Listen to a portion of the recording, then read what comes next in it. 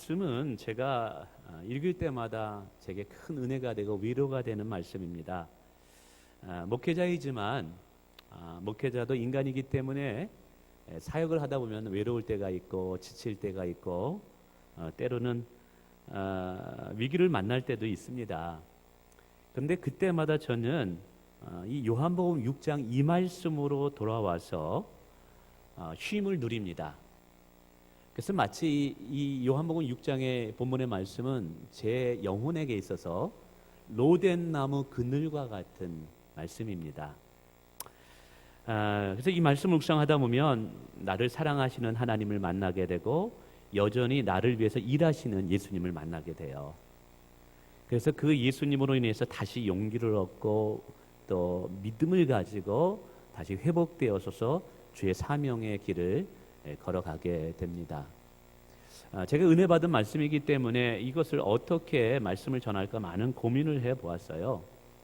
물론 이건 위로가 되는 말씀이지만 동시에 신앙생활이라는 게 무엇인가, 그리스도인의 믿음 생활이라는 게 무엇인가를 아주 정의 내리는 아주 중요한 성경 구절이기도 합니다.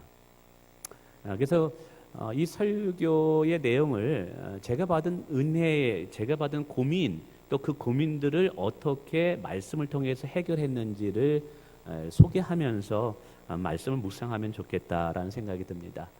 그래서 어쩌면 이 말씀은 오늘 설교가 저의 이야기가 될 수도 있겠다라는 생각이 들어요.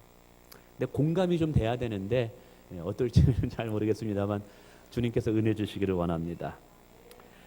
저는 이제 예수님을 군대에서 이제 마음에 이제 이슬비처럼 제 안에 들어오고 제대한 이후에 이제 신앙생활을 하게 되게 되죠. 그리고 나서 말씀을 공부하면서 이제 하나님을 더 알아가게 됩니다.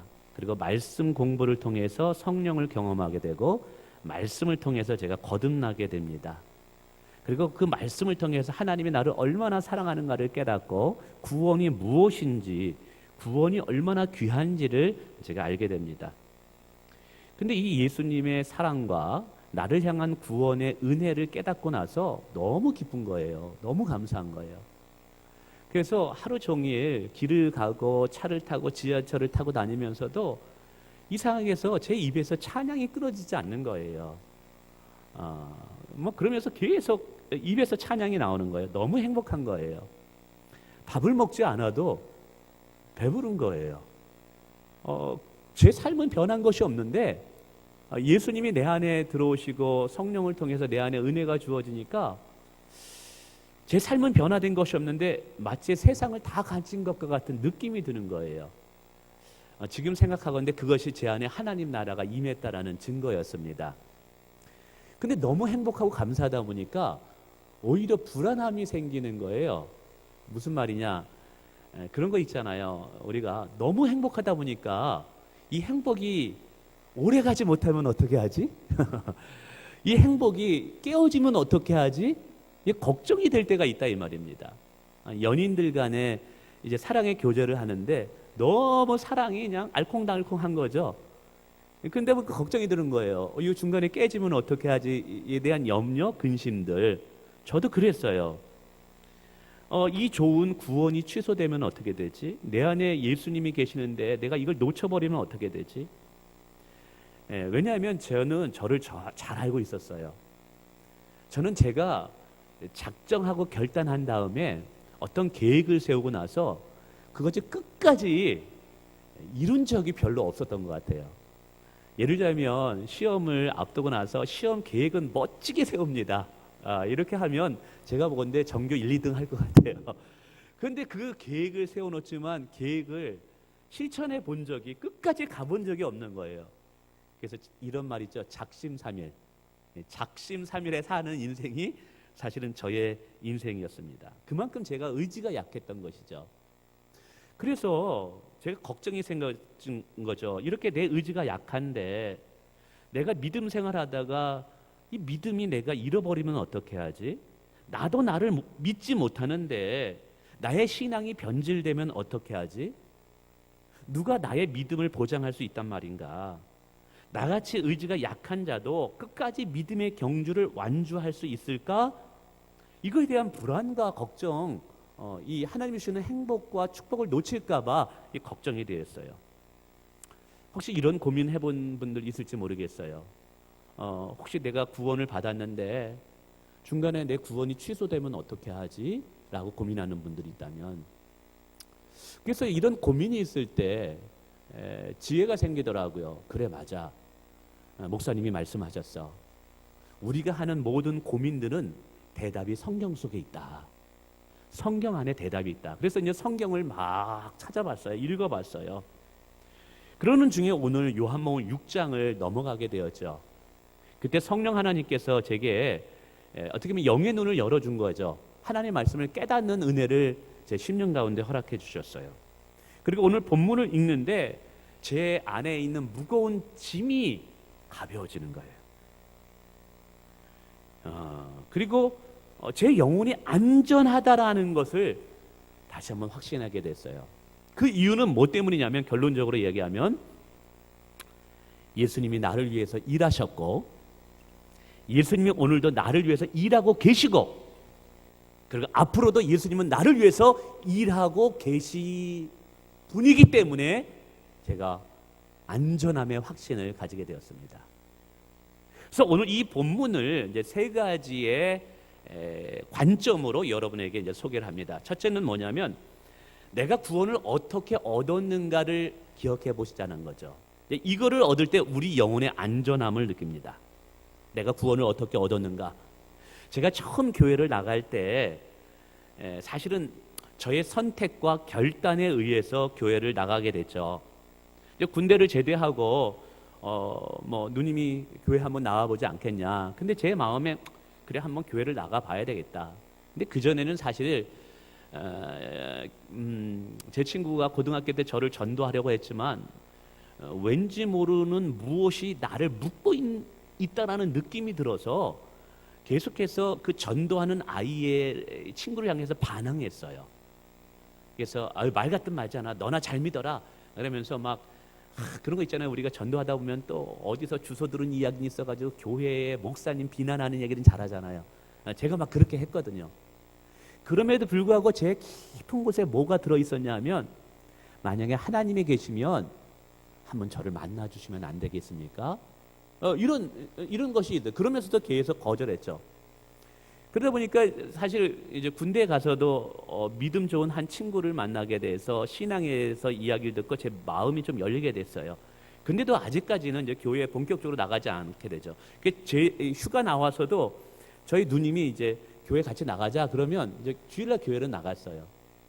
근데 이제 토요일날 술을 엄청 많이 먹어가지고 온 몸에서 술 냄새가 나는 거예요. 그러니까 좀 예의가 있으니까 그래도 교회당 가가지고 술 냄새 풍기고 있으면 어떻게, 그래서 맨 뒷자리에 앉아가지고 고개를 푹 숙이고 있습니다.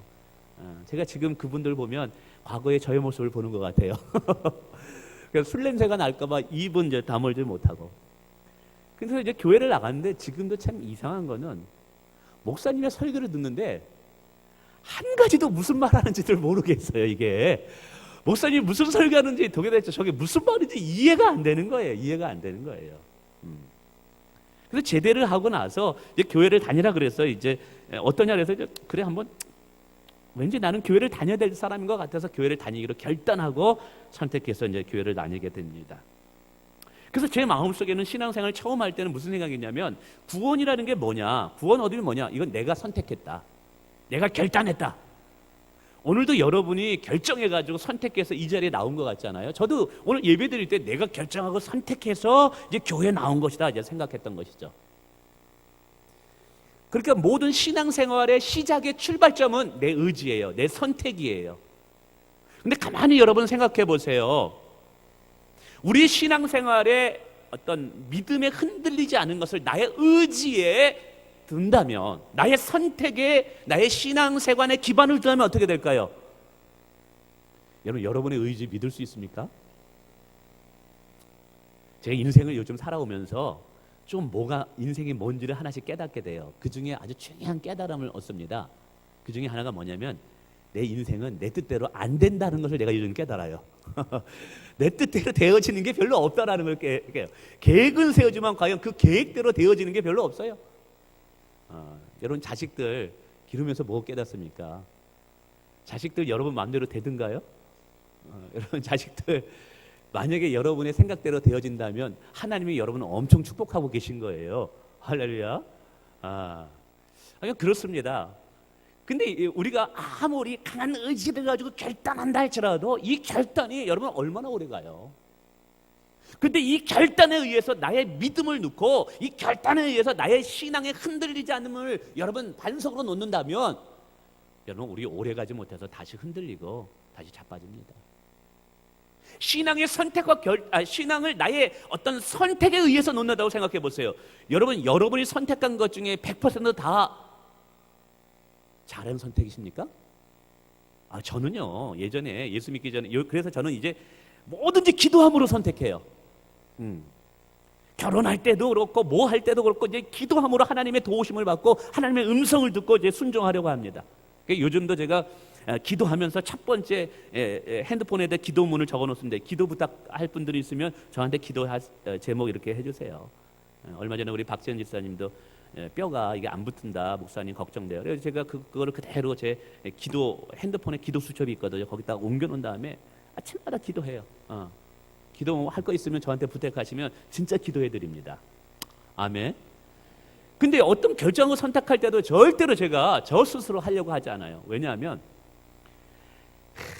지혜의 한계가 있더라고요. 내가 옳다고 생각했는데 지금 이 시점에 옳았는데 나중에 시간에 지나 보니까 그게 아니었던 거야. 그런 게 얼마나 많은지 몰라요. 그래서 내 선택에 의해서 내가 믿음을 결정하게 된다 그러면 너무 후회하는 것이 많다는 것이죠. 그래서 오늘 이러한 나의 의지와 나의 선택에 의해서 내가 믿음을 시작하고 구원이 시작된다 그러면 여러분 이거 불안합니다. 두렵습니다. 안전함을 보장 못합니다. 그런데 감사하게도 오늘 37절에 예수님이 우리에게 말씀하시는 것이 있어요. 37절 한번 읽어볼까요? 화면 띄워주세요. 시작. 아버지께로 내게 주시는 자는 다 내게로 올 것이요 내게 오는 자는 내가 결코 내쫓지 아니하니라. 앞부분이 중요합니다. 아버지께서 내게 주시는 자는 다 내게로 올 것이라고 말합니다. 이 말씀은 하나님께서 예수님께 주시기로 작정된 자들이 있다라는 거예요. 이 말씀에 따르면 내가 예수님을 믿기로 결단하고 선택했어요. 그러나 그 이전에 하나님께서 우리를 창세전에 선택하기로 작정한 것이 먼저라는 거예요. 여러분 이거 중요합니다. 오늘 저와 여러분의 구원의 시작은 여러분이 예수님을 믿겠다라고 고백하는 그 시점에서부터 시작된 게 아니에요. 여러분의 구원의 시작은 여러분이 할렐루야 선교교회에 나와서 나 신앙생활 해야 되겠다라고 하는 그 시점에서부터 신앙생활이 시작된 것이 아니라 창세전에 하나님께서 저와 여러분을 예수님께 맡기기로 작정된 순간부터 저와 여러분의 운명은 신앙생활하기로 결정되어 있는 거예요. 아멘. 이게 중요해요. 오늘 보니까 아버지께서 아들 예수님께 주시는 자들이 있대요. 아버지께서 예수님께 주시는 자들이 있는데 그들이 누구냐? 저와 여러분인 줄 믿습니다. 그리고 그러한 자들은 예수님께 나온대요. 그 나온다는 말이 뭐예요? 예수님을 믿어 영생을 얻는다는 말이에요. 그러니까 오늘 저와 여러분이 예수님을 믿어 죄사함을 받고 하나님의 자녀가 된 까닭은 사실은 창세전에 하나님께서 저와 여러분을 예수님께 맡기시기로 작정하셨기 때문에 이게 가능했다라는 거예요. 그러니까 내가 예수님을 믿으려고 했지만 사실은 이미 하나님께서 내 마음에 믿을 수 있는 마음을 주신 거예요. 할렐루야. 여러분 오늘 우리는 이것을 통해서 깨달아야 해요. 나는 누구인가? 하나님께서 예수님께 맡겨주신 영혼인 거예요. 아버님께서 우리 하나님 아버지께서 예수님께서 주시기로 작정한 자들이 저와 여러분이에요. 이게 너무너무 중요합니다. 여러분 이 말은 우리가 구원을 얻는 것이 우리가 구원 얻을 만한 자격이 있기 때문에 주어졌다는 것이 아니에요. 야, 쟤는 예수님 믿게 하면 잘 믿을 것 같구만. 그래서 우리를 구원시킨 게 아니라는 거예요. 우리가 덕을 많이 쌓고 선을 많이 쌓아서 야, 내가 그래서 교회 나오게 되었구나 생각하는 분들이 있어요. 여러분, 그거 착각이에요. 오늘 저와 여러분이 이 자리에 나와 하나님을 예배할 수 있고 자녀가 된 이유는 하나님이 이미 창세전에 저와 여러분을 선택하셨기 때문인 거예요. 저와 여러분을 예수님께 맡기시기로 작정하셨기 때문인 거예요.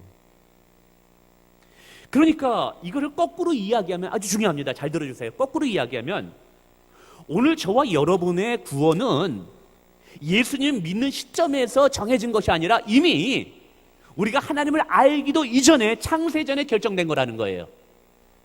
이것을 거꾸로 이야기하면 저와 여러분이 어떤 선한 일이나 착한 일이나 그런 것과 상관없이 우리의 구원이 결정됐다라는 거예요. 그럼 우리가 행한 어떤 일 때문에 구원이 작정된 것이 아니라면 우리가 행하는 어떤 일 때문에, 우리가 행하는 어떤 실수 때문에 우리의 구원도 취소되지는 않는다는 사실이에요. 이게 하나님이 우리를 위해서 행하신 일 때문에 그런 거예요. 이게 얼마나 감사합니까? 우리의 구원이 취소되는 때는 오직 한 군데예요.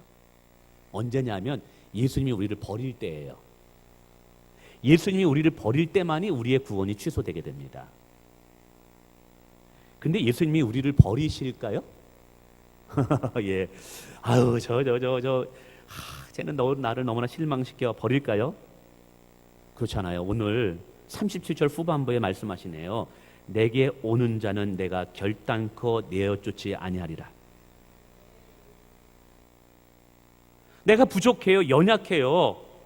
그래서 내 실수 때문에 구원이 취소될까 두려워할 수 있어요. 그러나 주님은 우리에게 말씀하시는 거예요. 아니야. 나 너 내어 쫓지 않아.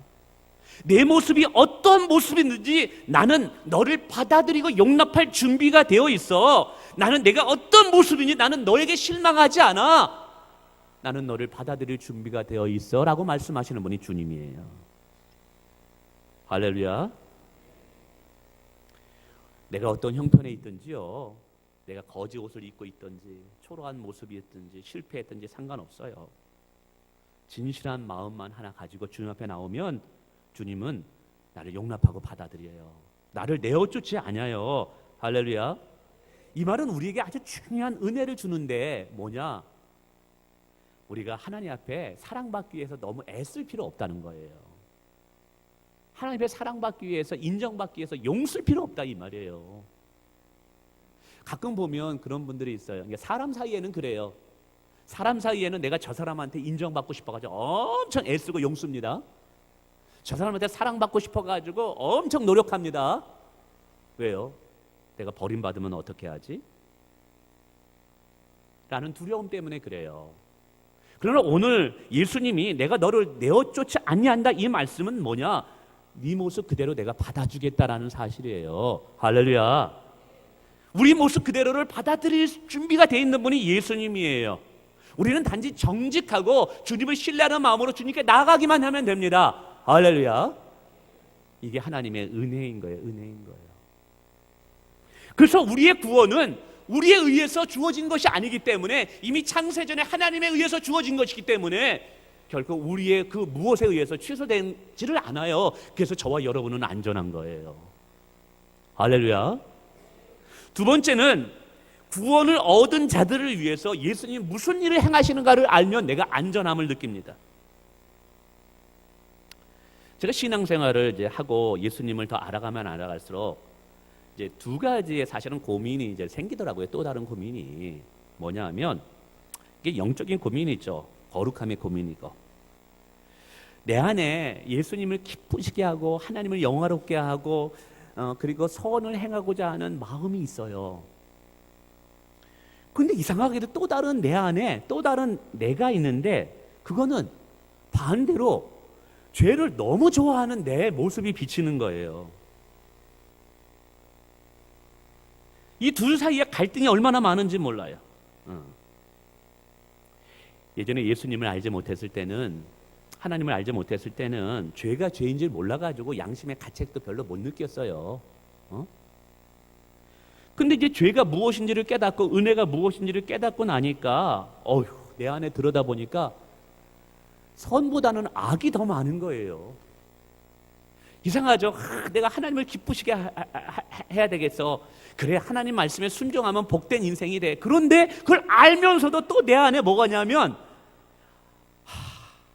죄를 너무 좋아하고자 하는 내 마음이 동시에 있는 거예요. 그러다 어떤 때는 이 죄를 좋아하는 이 마음에 내가 끌려서 내 자신이 무너지는 거예요. 무너지는 거예요. 하나님께 엄청난 은혜를 입었는데 여전히 똑바로 살지 못하는 내 자신을 볼 때가 있어요. 내 마음이 순전하고 순결하고 깨끗하게 살아야 되는데, 성령을 모신 이 전이 정말 거룩해져야 되는데, 아니 이게 은밀한 곳에서 죄가 쑥 올라오네요. 나는 이게 싫은데 이게 막 내 안에 올라와요. 근데 이때마다 마귀가 내 귓가에 아주 친밀하게 속삭입니다. 거봐, 너 그 정도밖에 안 되잖아. 너 그렇게 하나님께 은혜를 받은 자가 그 모양이야? 너 하나님께 사랑받을 자격이 있겠어? 하나님도 분명히 너에게 실망할 거야. 네가 무슨 하나님께 은혜를 구하겠다고, 뭐 쓰임 받겠다고. 네 안에 얼마나 죄가 많은지 너도 잘 알고 있잖아. 하나님은 너에게 실망하고 있어. 너를 돌아보지 않을 거야. 이 마귀는 부정적인 말로 내 마음의 믿음을 흔들어 놓습니다. 하나님을 더 가까이 하면 가까이 할수록 이런 것들이 더 강해져요. 거룩하게 살려고 살면 할수록 이게 더 강해져요. 그럴 때 그러한 모든 부정적인 생각과 나 자신에게 실망하는 이 감정을 이기고 다시 일어설 수 있는 힘이 어디 있을까요? 어디 있을까요?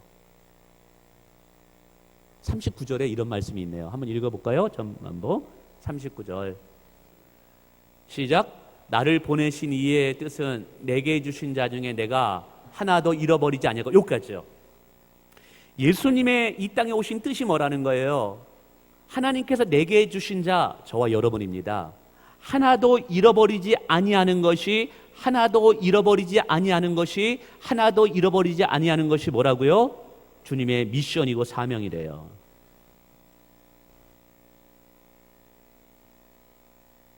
하나도 잃어버리지 아니한다는 것은 오늘 우리의 실수와 우리의 잘못 때문에 우리가 주님을 떠나려고 하고 좌절하고 할 때도 하나님이 여전히 일하심으로 우리를 붙들어 주신다라는 사실이에요. 그러니까 내가 구원을 받고 천국 가는 저 그날까지 믿음의 경주를 하게 됩니다. 이 믿음의 경주를 할 때 우리는 넘어질 수도 있어요. 시험에 들어서 유혹에 자빠질 수도 있어요. 그러나 그럼에도 불구하고 우리가 안전할 수 있는 이유는 뭐냐면, 하나님이 선택한 자, 저와 여러분을 하나도 잃어버리지 않기 위해서 오늘도 여전히 일하시는 예수님이 계시기 때문에 우리는 안전한 줄 믿으시길 바라겠습니다. 할렐루야.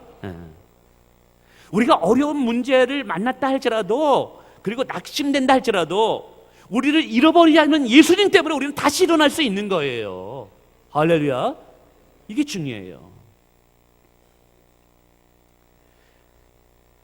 그래서 종종 보면 정말 참된 신앙을 가지고 있다가 어떤 시험에 들어서 교회를 떠나신 분들이 계시죠. 목사님 저는 어떻게 해요? 오늘 성경은 약속해줘요. 하나님은 잃어버리지 아니한대요. 그렇다면 반드시 하나님께 돌아오도록 하나님이 역사하십니다. 할렐루야. 저도 종종 그렇게 할 때가 있어요. 이게 좀 예수님이 이 땅에 다시 오실 때 대환란이 온다고 하는데, 어려움이 오고 고난이 오고 막 힘든 것이 막 몰아치면 욕과 같이 막 고난이 막 2중겹, 3중겹, 막 5중겹으로 욕과 같이 고난이 올 때 나는 내 믿음을 지킬 수 있을까? 그때도 내 믿음을 끝까지 견고하게 붙잡을 수 있을까? 아마 고민하는 분들 있을 것 같아요. 그러나 미리 염려하지 마세요. 그때도 주님은 일하실 것입니다. 할렐루야. 그때도 여전히 우리를 붙잡고 계시기 때문에 우리는 안전한 줄 믿으시길 바라겠습니다. 마지막으로는 천국 앞에 섰을 때 누가 우리의 구원의 보증자가 되는가를 알면 우리가 안전합니다. 우리가 이제 이 세상을 다 마감하고 다 죽을 거예요. 저와 여러분들도 아마 뭐 60년, 70년 뒤에 이 자리에 남아있는 사람이 어디 있겠습니까? 다 요단강을 건너게 됩니다. 오는 것은 순서가 있지만 가는 것은 순서가 없습니다. 요단강을 건너서 여러분 천국 문 앞에 딱 섰을 때 누가 우리에게 천국의 문을 열어주냐 이 말이에요. 오늘 성경은 이야기하고 있어요. 내가 너희를 다시 살리리라. 아멘. 그러니까 우리의 구원의 보증자가 사실은 주님이에요. 여러분 생각해 보세요. 우리가 우리 자신을 들여다볼 때 주님 앞에 잘하는 것이 많습니까? 사실 못하는 게 많습니까? 못하는 게 더 많아요. 주님의 마음을 기쁘시게 하는 게 많습니까? 주님의 마음을 실망시키는 게 많습니까? 솔직히 저도요 하루에 2번씩 기도하고요 2시간씩 기도하고 그리고 성경 읽으려고 정말 노력하고 있고요 깨어 기도하려고 하고 순종하려고 애를 쓰고 제 자신의 더러운 마음이 들지 않도록 엄청 노력하고 있는데도 정말 매일같이 하나님 앞에 무릎 꿇고 해도요 제가 제 마음이 시원치 않아요. 만족하질 않아요. 그래서 주님 앞에 쓸 때마다 머리를 못 들겠어요. 창피해서. 뭐 잘하는 게 하나라면 못하는 게 뭐 10가지 20가지가 되는 거예요. 그래서 천국 앞에 섰을 때 주님 앞에 내가 머리를 못 들 것 같아요. 뭐 하다 왔냐? 물론 목회하다 하고 선교하다 했지만 정말 과연 내가 내게 주신 모든 은사와 내 능력과 모든 걸 다 발휘해서 온전히 하나님께 내 모든 시간을 아끼려고 다 하나님께 드렸다고 내가 감히 고백할 수 있을까? 아마 못할 거예요. 그래서 주님 앞에 머리를 못 들 거예요. 근데 주님이 피 묻는 손으로 나를 만져주실 거예요. 원목사 머리를 들어라. 네가 이 천국에 올 수 있는 것은 너의 행함이나 너의 선함이 아니라 나의 보혈 때문에 들어올 수 있다. 할렐루야. 오늘 이것을 말하는 거예요. 예수님께서 우리의 그 무엇 때문에 덕을 많이 쌓았기 때문에 착한 일을 많이 했기 때문이 아니라요 하나님의 보신 은혜 때문에 십자가의 공로 때문에 우리가 천국에 들어갈 수 있다. 이거 말씀하고 계시는 거예요. 그러니까 이것을 정리하면 이런 거예요. 오늘 예수님은 우리를 구원받기 위해서 이미 창세전부터 일하셨고 우리에게 구원을 베푸시기 위해서 십자가에서 일하신 것이고 오늘도 우리가 천국 가는 그날까지 안전하도록 우리를 지키시며 일하고 계시고 천국 가는 순간에도 우리를 위해서 일하고 계시고 우리의 보증자가 되어주시고 우리 편이 되어주실 거라 이 말이에요. 그럴 때는 우리의 신앙은 안전한 거예요. 또 이렇게 설교하면 이런 분들이 있어요. 목사님 그러면 예수님이 다 일하시면 우리는 일할 것이 없겠네. 구원이 이제 보증받았으면 아무렇게도 살아도 되겠네. 죄를 지면서 살아도 어차피 천국 가겠네 라고 말하는 질문하는 분들도 있을 거예요. 로마서에 보면 바울이 그렇게 질문해요. 바울에게 몇몇 사람들이 논리적으로 이해하면 그럴 수 있어요. 근데 한번 생각해 봅시다. 정말 죄인 중에 죄인, 괴수가 하나님 앞에 얼굴도 못 드는 그러한 자가 하나님의 사랑 때문에 구원을 받고 자녀가 되었어요. 정말 구원을 받으면 이게 구원이 취소될까 두려워하는 자에게 아니야 너의 구원은 취소되지 않아. 망가지고 무너졌을 때 하나님 앞에 감히 나가지도 못할 때 내게 나와라. 내가 너를 절대로 내어쫓지 아니한다. 이 아버지의 사랑을 진심으로 인격적으로 깨달았을 때 과연 그 사람이 변화 안 될까요? 정말 하나님의 그 뜨거운 사랑을 우리가 경험하게 된다면 우리 심령 가운데 들어오게 될 때 이제 구원받았으니까 죄나 지어도 되겠다. 여러분 이렇게 반응할까요? 아니에요. 우리 가정에도 그래요. 우리 자녀들이 사춘기 때 막 때려넣어 부모. 근데 진짜 부모가 사랑하는 것을 깨달으면 아이들이 변화되더라고요. 할렐루야. 제가 목회 25년을 하면서 깨달은 것이 또 있어요. 성도들에게 잔소리한다고 해서 절대 변화되는 거 아니더라. 이렇게 살아라 저렇게 살아라 이렇게 살아라 저렇게 살아라 이야기한다고 해서 그렇게 사느냐? 절대 그렇게 안 살아요. 제가 알았어요. 제가 설교할 때 저 자신이 속을 때가 많은 거죠. 근데 언제 변화되느냐 가만히 봤더니 진짜 하나님 사랑을 만났을 때 변화되더라고요. 하나님의 은혜를 깨닫을 때 그 사람 변화되더라고요.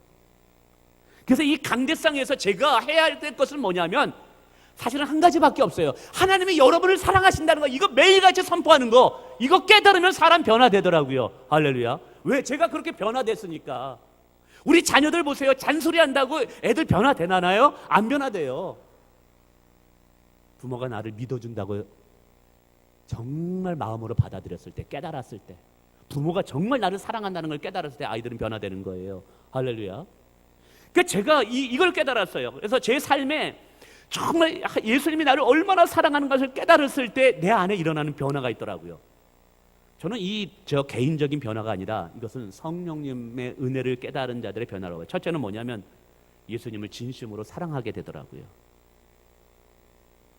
그러니까 예수님을 사랑하라, 사랑해서 사랑하는 게 아니라 예수님이 나를 얼마나 사랑하는가, 여전히 나를 위해서 일하시는 하나님, 내가 어떤 모습에 처해든지 내 편이 되어주시는 주님, 내가 망가진 모습으로 주님 앞에 나가도 나를 내어쫓지 않는 이 주님을 만나게 됐을 때 어찌 주님을 사랑하지 않을 수 있겠어요. 주님을 사랑하니까 주님의 계명이 무겁지를 않는 거예요. 주님을 위해서 헌신하고 봉사하는 것이 기쁨이 되더라는 거예요. 할렐루야. 또 진심으로 사랑하게 되니까 그분이 나를 얼마나 사랑하는 걸 알게 되니까 내가 진심으로 주님을 신뢰하게 되더라고요. 주님을 믿게 되더라고요. 나보다 나를 사랑하시는 예수님을 내가 신뢰하지 않는다면 내가 누구를 신뢰하겠습니까?